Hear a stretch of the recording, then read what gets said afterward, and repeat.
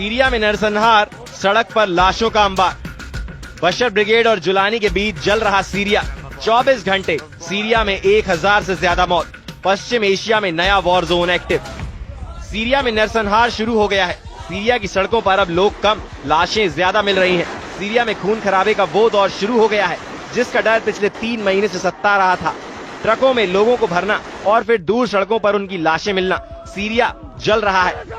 Syria में ये तस्वीर बता रही है कि इस मुल्क को जलाने का काम फिर शुरू हो चुका है, क्योंकि अब्बू मोहम्मद अल जुलानी का ग्रुप HTS यानी हयात तहरीर अल शाम अपना चोगा उतार कर अब अल कायदा के असली अवतार में आ गया है। जितना जुलानी हंस रहा है, सीरिया में उतनी लाशें गिर रही हैं। 24 घंटे के अंदर सीरिया में 1000 से ज्यादा लोगों को मौत के घाट उतार दिया गया है। इस वक्त सीरिया में टक्कर है बशर ब्रिगेड और जुलानी के जल्लादों के बीच, और इस टक्कर में सीरिया जल रहा है। सीरिया के लताकिया और टार्टस में बहुत ही खतरनाक गृह युद्ध तेज हो गया है। सड़कों पर लाशें पड़ी हुई हैं। जुलानी की सेना ने बशर अल असद के समर्थकों को चुन चुन कर मारना शुरू कर दिया है। 24 घंटे के अंदर 1000 से ज्यादा लाशें बिछा दी गई। मौतों का ये आंकड़ा 2011 में सीरियाई गृह युद्ध के बाद सबसे ज्यादा है। 8 दिसंबर 2024 को बशर अल असद के तख्तापलट के ठीक 3 महीने बाद सीरिया में 24 घंटे के अंदर 1000 लोगों को जान से मार डाला गया। यानी 8 दिसंबर को तख्तापलट और 8 मार्च को नरसंहार। मारे गए 1000 लोगों में 750 से ज्यादा अलावी समुदाय के हैं, जिससे सीरिया के पूर्व राष्ट्रपति बशर अल असद भी आते हैं। इसके अलावा ईसाई समुदाय के लोगों की हत्याएं हुई हैं और बाकी मिलिशिया से भी बदला लिया गया है। सबसे ज्यादा खून खराबा सीरिया के लताकिया और हाफी शहरों में हुआ है। वीडियो ऐसे हैं जो विचलित कर सकते हैं। जुलानी की सेना का भी दबाव है कि बशर अल असद के समर्थकों ने उसके 200 लड़ाकों को मार गिराया है, और उसी के बाद ये खून खराबा शुरू हुआ। अब जुलानी का ऑर्डर है कि वो बशर अल असद के हर उस समर्थक को खत्म करेगा जो उससे टक्कर लेना चाहता है। जुलानी ने सड़कों पर टैंक भी उतार दिए हैं। ये लताकिया सामरिक रूप से काफी अहम है। भूमध्य सागर के किनारे ये शहर में बशर अल असद का सबसे मजबूत गढ़ माना गया है, लेकिन अब यहाँ जुलानी की हुकूमत है और उसे ही टक्कर देने की कोशिश की गई है। सीरिया में पिछले 24 घंटे में क्या हुआ और अगले 24 घंटे में क्या होने जा रहा है, डर और आशंका के बीच पूरा अरब वर्ल्ड दहला हुआ है। जो बगावत जुलानी ने की, अब वैसी ही बगावत के खतरे को देखकर जुलानी का खौफ बुलंदी पर पहुंच गया है। जुलानी को डर है कि सीरिया पर उसके कब्जे को चुनौती देने वालों को अभी नहीं निपटाया गया तो नरसंहार की बुनियाद पर खड़ी की गई उसकी सत्ता डोलने लगेगी। सवाल है कि क्या बशर ब्रिगेड और जुलानी के जल्लादों के बीच जो लड़ाई शुरू हुई है उसका कंट्रोल रूस में है, क्या उसका कंट्रोल ईरान में है, तुर्की में है, या इजराइल के साथ अमेरिका अब सीरिया को कंट्रोल कर रहा है। पश्चिमी सीरिया में समुद्र से लगे इलाकों और शहरों में अलावी मुस्लिमों की आबादी ज्यादा है। यही बशर अल असद का सबसे मजबूत गढ़ भी माना जाता है। यहीं से जुलानी को सबसे बड़ी बगावत का खतरा भी था और उसका डर सही साबित हुआ है। सीरिया में इस वक्त जुलानी का कंट्रोल है और वो बड़ा बदला लेना चाहता है। 24 घंटे में 1000 लोगों को मौत के घाट उतार दिया गया है, जिसे 2025 का सबसे बड़ा नरसंहार कहा जा रहा है।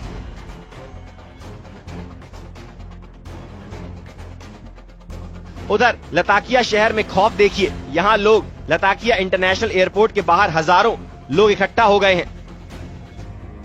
यहीं पर रूस का मिलिट्री बेस भी है और ये लोग अब रूस से पनाह मांग रहे हैं ताकि किसी तरह जुलानी के गुस्से से बच सके, क्योंकि जुलानी के ऑर्डर पर उसके लड़ाके बशर अल असद के समर्थकों को चुन चुन कर मार रहे हैं। ऐसा इसलिए क्योंकि बशर समर्थकों को जुलानी की सत्ता किसी कीमत पर कबूल नहीं। यही वजह है कि अब बशर ब्रिगेड और जुलानी के जल्लादों के बीच युद्ध शुरू हो गया है, या कहें कि सीरिया एक बार फिर गृह युद्ध में फंस गया है। सीरिया में सिविल वॉर की आग तेजी से फैल रही है। जब से पश्चिमी सीरिया में ये लड़ाई शुरू हुई है, जब से बशर अल असद के समर्थक और जुलानी के ग्रुप हयात तहरीर अल सामने हैं, अब और ज्यादा हत्याएं और ज्यादा लाशें गिरने का डर सताने लगा है। जुलानी ने उत्तरी सीरिया से लड़ाकों को दक्षिण की तरफ कूच करने का ऑर्डर दिया है।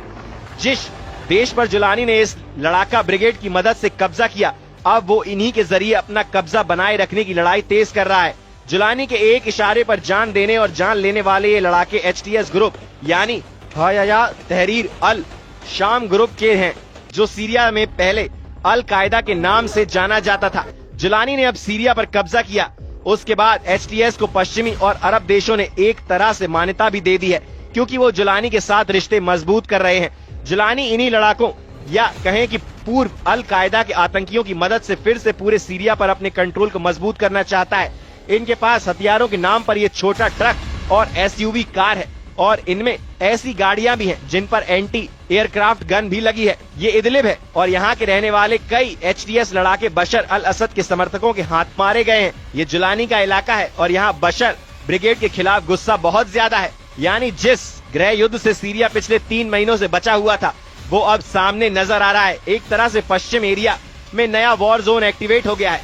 बशर अल असद और जुलानी के लड़ाके एक दूसरे के खिलाफ युद्ध शुरू कर चुके हैं। सीरिया इस वक्त वो वॉर जोन बना हुआ है जहां कई देशों की इंटेलिजेंस एजेंसियां और खुफिया लड़ाके एक्टिव हैं। ईरान से लेकर इजराइल और तुर्की से लेकर सऊदी अरब तक अब सब सीरिया को कंट्रोल करना चाहते हैं। जनवरी में ही सीरिया के अंदर इजराइल के खिलाफ गुस्सा देखा गया जब यहाँ की सड़कों पर इजराइल के खिलाफ नारेबाजी हुई। नेतन्याहू को धमकी दी गई कि वो दक्षिण सीरिया की जमीन से हट जाएं, नहीं तो इजराइल को सबक सिखाया जाएगा। देखा जाए तो हालत बहुत ज्यादा खराब हो चुके हैं। इस वक्त सीरिया में 3 जंगों की बुनियाद रखी जा रही है। पहला है ग्रेटर इजराइल जो नेतन्याहू बनाना चाहते हैं। दूसरा है ऑटोमन साम्राज्य जो एर्दोगान का ख्वाब है। तीसरा है ग्रेटर अरब जो जुलानी का जुनून माना जा रहा है। सीरिया ऐसा वॉर जोन बन चुका है जिसमें कई देश लड़ने के लिए तैयार बैठे हैं। इस वक्त नेतन्याहू के ऑर्डर पर इजराइल की सेना ने दक्षिण सीरिया को अपने कंट्रोल में ले लिया है। सीरिया में ऐसे युद्ध की नींव रख दी गई है जिसमें 2-3 देश नहीं बल्कि तुर्की से तेल अवीव और तेहरान से रियाद यानी सऊदी अरब और पूरा अरब वर्ल्ड या तो जलेगा या तो जला देगा। तुर्की के विदेश मंत्री हकान फिदान ने कहा है कि नेतन्याहू सरकार को ये आत्मघाती नीतियां छोड़ देनी चाहिए। अंतर्राष्ट्रीय समुदाय को फौरन दबाव डालना चाहिए। आपको लगेगा कि सब कुछ नियंत्रण में है लेकिन एक वक्त अराजकता सामने आएगी। सीरिया में जुलानी की एंट्री के बाद से नेतन्याहू बहुत ज्यादा जोश में है। चाहे गोलान के पहाड़ हो या फिर शेख का पहाड़, इन दोनों जगहों पर इजराइल का पहुंचना और फिर पूरे दक्षिण सीरिया तक अपने मरकावा टैंक दौड़ाने वाला इरादा नेतन्याहू का बड़ा प्लान बताया जा रहा है। ये ऐसा प्लान है जिसे लेकर तुर्की में खतरे की घंटी बज रही है। ऐसे में सवाल उठता है कि क्या ये ग्रेटर इजराइल बनाम ऑटोमन साम्राज्य की टक्कर है? क्या इजराइल और तुर्की अब एक दूसरे से सीरिया को लेकर बहुत बड़ा युद्ध करने की तैयारी करने लगे हैं, जिसमें एक तरफ ग्रेटर इजराइल और दूसरी तरफ ऑटोमन वाला सपना है? सीरिया कैसे ग्रेटर इजराइल वाले प्लान का हिस्सा बन सकता है? इसका खतरा तब जताया गया जब दिसंबर के महीने में नेतन्याहू का एक वीडियो आया। हेलीकॉप्टर से उतरने के बाद नेतन्याहू उस पहाड़ पर पहुंचते हैं जिसको कहा जाता है जबल अल शेख यानी शेख का पहाड़। सीरिया की ऊंची चोटी को इजराइल माउंट हेरमन कहा जाता है। सीरिया में शेख का पहाड़ सीरिया और लेबनान के बीच में 150 किलोमीटर पर्वत श्रृंखला का हिस्सा है। इसका बड़ा हिस्सा सीरिया में है और इसकी सबसे ऊंची चोटी को ही शेख का पहाड़ कहा जाता है। इसकी ऊंचाई 2814 मीटर है। ये पर्वत श्रृंखला दक्षिण में सीरिया की गोलान की पहाड़ियों से मिलती है जहाँ इस वक्त बड़े हिस्से पर इजराइल ने कब्जा किया हुआ है। नेतन्याहू की इन तस्वीरों को देखकर सबसे पहले ईरान का गुस्सा भड़का था और अब तुर्की के साथ साथ जुलानी का सिस्टम भी बेचैन हो गया है।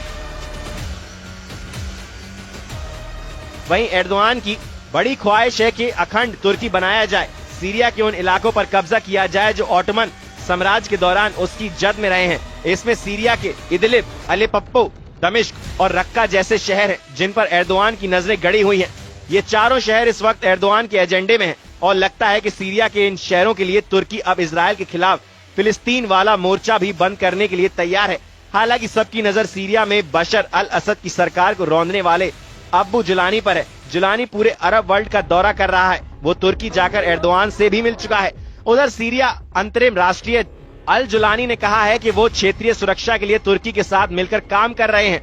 उन्होंने पूर्वोत्तर सीरिया में खतरे पर बात की है। वो चाहते हैं कि दक्षिण सीरिया से इजराइल हटे, इसके लिए अंतर्राष्ट्रीय दबाव हो और 1974 का समझौता लागू हो। बता दें कि 15 साल पहले 2011 में सीरिया में गृह युद्ध शुरू हुआ था। तभी बगदादी का आतंक संगठन ISIS ने भी सीरिया पर कब्जा करना शुरू किया।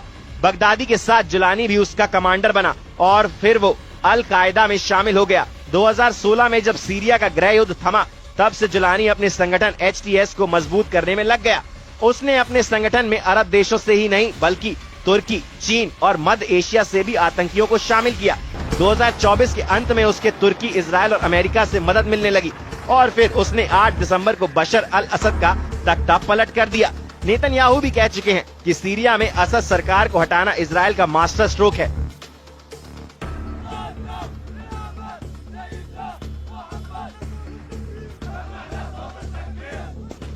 साथ ही कहा गया है कि उन्होंने जो देखा वो एक चेन रिएक्शन है। पहले हमास और फिर हिजबुल्लाह के नेतृत्व को खत्म किया गया। इससे ईरान को बहुत बड़ा झटका लगा है।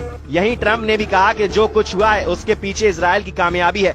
सवाल उठ रहे हैं कि क्या जुलानी का विद्रोह नेतन्याहू के इशारे पर किया गया है, क्योंकि हिजबुल्लाह और इजराइल के बीच सीज फायर के बाद जुलानी का एक्टिव होना इशारा करता है कि सीरिया में सब कुछ बहुत प्लानिंग से किया गया है। जुलानी HTS का नेता बनकर आया और सीरिया पर 48 घंटों के अंदर कब्जा कर लिया। वैसे HTS सिर्फ एक नया नाम है। इससे पहले इस आतंकी गुट को नुसरा फ्रंट और जबहात अल नुसरा के नाम से जाना जाता रहा है।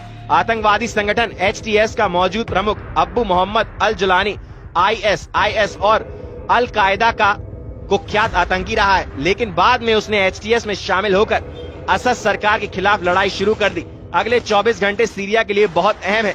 जुलानी जो फैसला लेगा उसका असर सीरिया पर ही नहीं, तुर्की और इजराइल के साथ ईरान के बड़े फैसलों पर भी पड़ेगा। सीरिया के अंदर बड़ी तबाही का खतरा है। सड़कों पर लाशें और लोगों को मौत के घाट उतारने वाले वीडियो से दहशत बहुत ज्यादा फैलती जा रही है।